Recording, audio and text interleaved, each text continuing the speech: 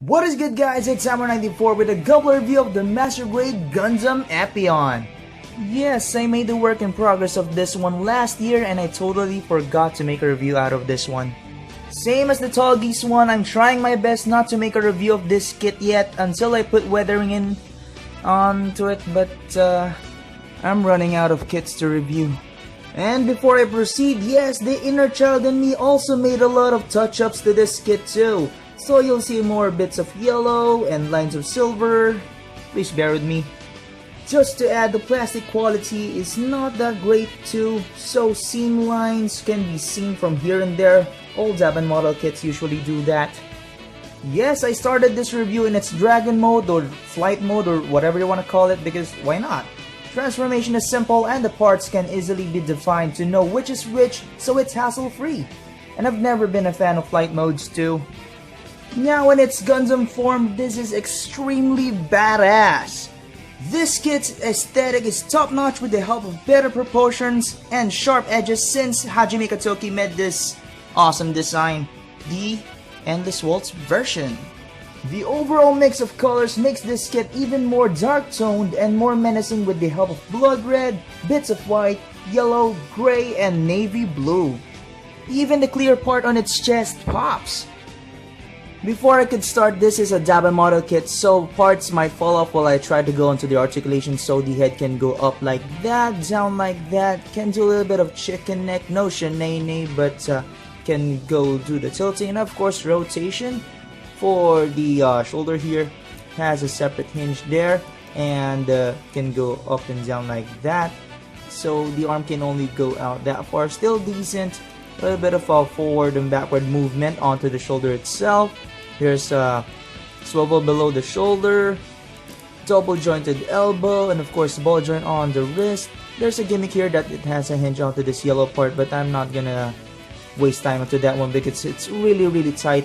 Now for the torso, has a little bit of twisting there, a little bit of up and down, nothing that much, side to side almost. And for the front skirt, it has a ball joint there, it can actually go too much anywhere. And for the side skirt, it can go up and down a little bit there, it's also on a ball joint. And since this kit transforms, the back skirt actually can go out like that, and it's on a ball joint, so it can go up and down like that. It's quite loose because this kit is quite abused for the transformation.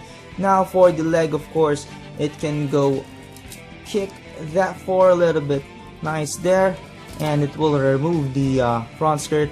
And then how about the back skirt, can go kick back that far, and for splitting, really nice. And there's a thigh swivel there, a little bit loose but still nice. And double jointed knee, really nice bend there. It can show some colors there that appears the inner child in me last year. And yep, the back skirt is getting removed right now, it pops off. The knee guards here can go up and down. This one doesn't really move that much, and it's really falling apart now.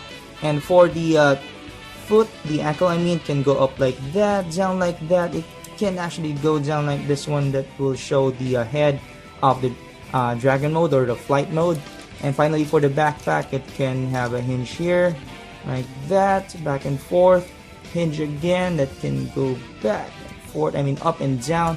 And there's a gimmick that actually opens this up, so you can see there, for a gimmick there that shows a little bit more menacing wing mode. And then I hope for articulation, I hope it has a ball joint that can you know, kind of move forward for more dynamic poses. Articulation is still managed well since the transformation process doesn't affect it that much. Onto its accessories, and you'll get this awesome shield. Pretty small for a shield but still has great details. And as you can see, it has a little gimmick that leads to another accessory, which is the awesome whip.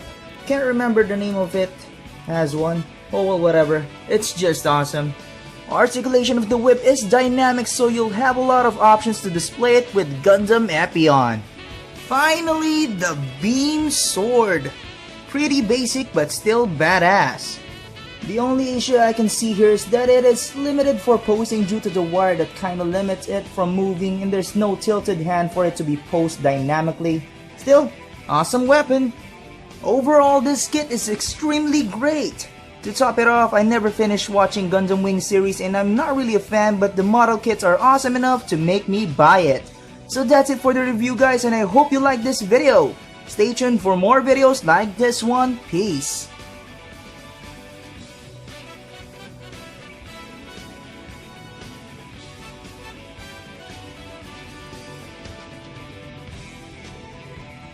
Kung ina, lagyan sana ng weather.